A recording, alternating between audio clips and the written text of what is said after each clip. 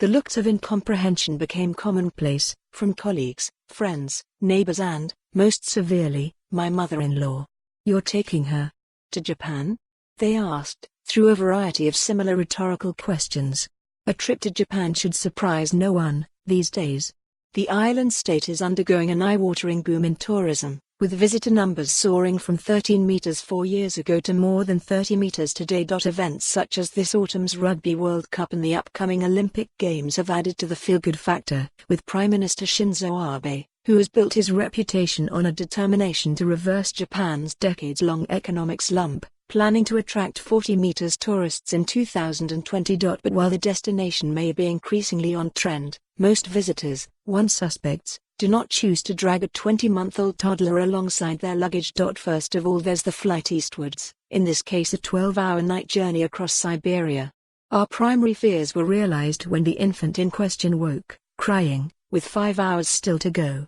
Thus I was introduced to Japan's famous levels of hospitality and sheer politeness. While still at 30,000 feet, the Japan Airlines crew ushered us into staff-only areas, helping ensure that as few passengers as possible were disturbed by the irritable child. There is no way to sugarcoat, or match a 24-hour round flight with a toddler, however.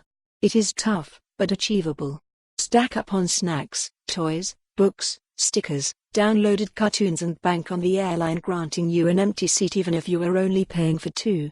Crucially, of course, children travel for free, bar taxes, up until their second birthday, so it really is worth considering a long-haul trip of a lifetime.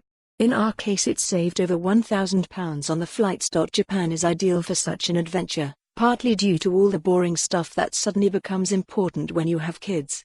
Cleanliness, reliability, famously good transport, and an almost total absence of petty crime. Thus we were able to plan the entire trip in advance, taking in Tokyo, Mount Fuji, Osaka and finally Kyoto.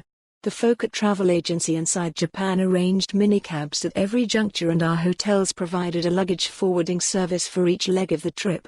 You make a plan and everything works.